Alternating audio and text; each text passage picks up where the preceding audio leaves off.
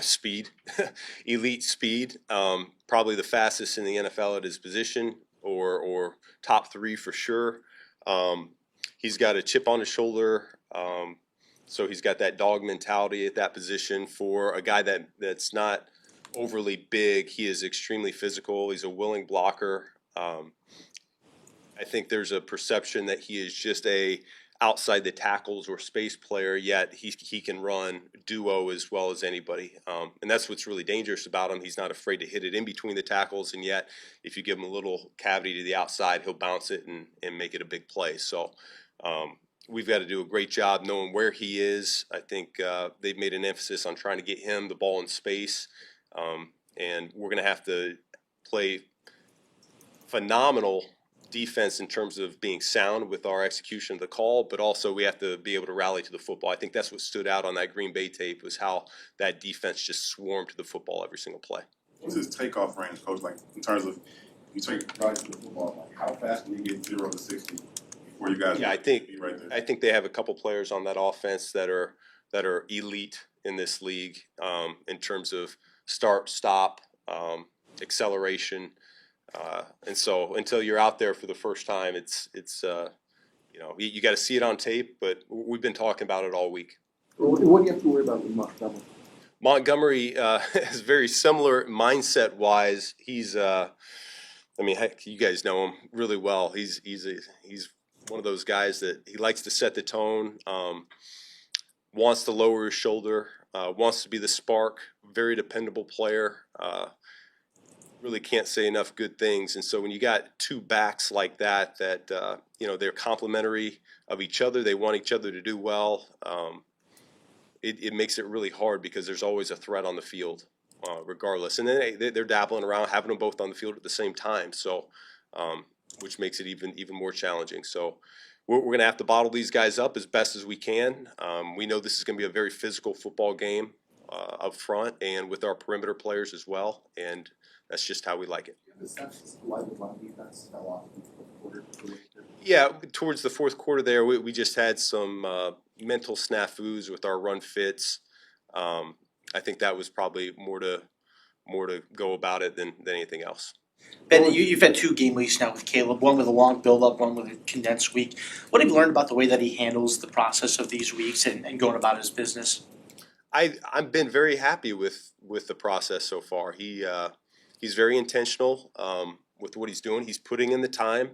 There are no shortcuts right now, and it's that balancing act for us as a staff. How much can we carry over from the previous plan, from training camp plays, where still having some designer plays that are in to attack that particular defense. And so we're finding that right level to where he can still play fast and confident football, but still give us enough in the arsenal for our guys to get the ball and do what they need to do. So I've been very happy with how he's been downloading the information, and I thought for the most part last week was really good for him. This week on a shorter week it's more challenging, particularly on the road on a silent cadence, and so there's more factors at play. Did you learn anything this week, just guys absorbing a tough loss and just, I don't know, maybe a little carryover weight from just the losing that's gone on before? Have you seen any impact of that going this week? All I know is this: as we came in, the player day off was on Tuesday. When we came in Wednesday, we addressed the previous game, and then we turned the page really quickly. We have been all steam ahead on the Detroit Lions and how do we beat this particular football team, and I really haven't seen any moping or anything like that in the meantime. Obviously, you're going to be doing some things for the first time as a head coach. Now that you've had that game under your belt, what things have you learned about the process of having these added responsibilities on them? Not only specific, you spoke to some of the things you said you kind of want to be different, and that was very refreshing, by the way. But just in general, what have you learned about having other responsibilities of the offense and process on that side?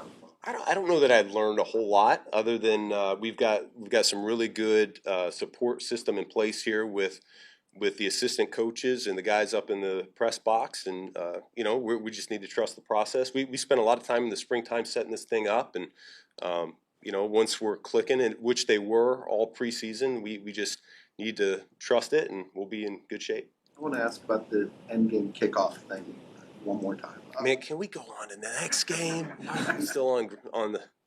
With the new rules, when it doesn't land in the landing zone, it's a dead ball, right? Mhm.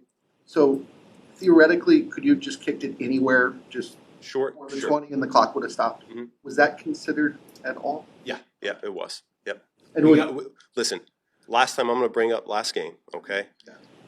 I got greedy and I wanted the extra 5 yards. That's why we tried to kick it out of the back of the end zone. Simple as that. And with that said, have you had any additional conversations or taken any additional steps regarding the kicking game? You know,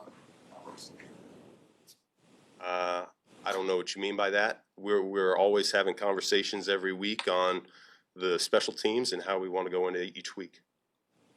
And what kind of, With DA, some of the exotic looks, what have you kind of, I know you saw him obviously through camp, you've seen him throughout his career. From an offensive perspective, what challenges does that throw at certain teams when he kind of throws some different looks out there? Yeah, I think it's very hard to prepare for. I remember going against him a couple years ago when he was in New Orleans, and you have to have a plan.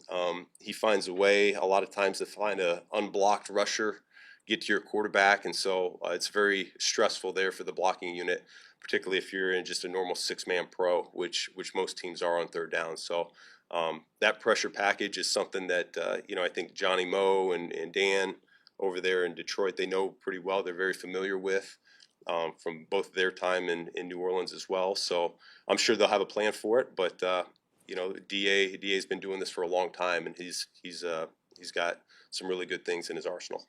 Coach, in your experience with Jared Goff, what kind of motivation do you think he's taken from last week's performance? Didn't go maybe the way he wanted. That's going to come out against you guys. I can't speak for him. I just know he's a very resilient individual, one of the most that I've been around in the NFL. He's been to the top, he's been to the bottom, and he certainly finds a way each week to come back and swing away. So I know we'll get the best version to compete against here this week. and what's it been like with Jalen back on the field, assuming he's good to go? What kind of boost can that be for your defense? Yeah, no, I think I'm very happy with him. He comes out, he's got a swagger to him, confidence. He's not afraid to talk a little bit. That's what I feel immediately is just the presence out there. And then when you watch the tape yesterday, he's very sticky. And so we like to eliminate the space in our coverages, and so I think he's going to be a really good fit here for us this week. How is TJ Edwards coming along? TJ Edwards is coming along just fine. And how does he look now compared to a week ago? Very good. That's where your feet are, but any thoughts or conversations about going to specifically a division, going to You're crazy right now. We're going to win this game. That's good. Thank you.